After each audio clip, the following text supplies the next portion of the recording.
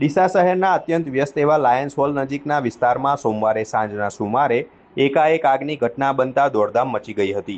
અહીં પાર્ક કરવામાં આવેલી એક મોગીદાર થાર જીપમાં અચાનક આગ ફાટી નીકળતા આસપાસના લોકોમાં ફાળ પડી હતી। મળતી માહિતી મુજબ સોમવારે મોડી સાંજે જ્યારે લાયન્સ હોલ પાસેના ભરચક વિસ્તારમાં લોકોની અવરજવર હતી ત્યારે ત્યાં ઊભેલી એક થાર જીપમાંથી અચાનક ધુમાડા નીકળવા લાગ્યા હતા અને જોતજોતામાં આખી ગાડી આગની લપેટમાં આવી ગઈ હતી।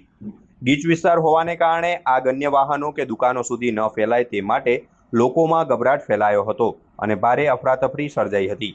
ઘટનાની જાણ થતાં જ ડીસા નગરપાલિકાની ફાયર ફાઇટરની ટીમ તાત્કાલિક ઘટના સ્થળે પહોંચી ગઈ હતી। ફાયરના જવાનોએ સતત પાણીનો મારો ચલાવી ભારે જહેમત બાદ આગ પર સંપૂર્ણ કાબૂ મેળવ્યો હતો। જોકે ત્યાં સુધીમાં જીપના આગળના ભાગને મોટું નુકસાન થયું હોવાનું જણાયું હતું। જોકે સદનસીબે આ ઘટના સમયે ગાડીમાં કોઈ હાજર ન હોવાથી મોટી જાનહાનિ ટળી હતી। આગ કયા કારણોસર લાગી તે હજુ જાણી શકાયું નથી, પરંતુ શોર્ટ સર્કિટના કારણે આગ લાગી હોવાનું પ્રાથમિક અનુમાન લગાવાઈ રહ્યું છે।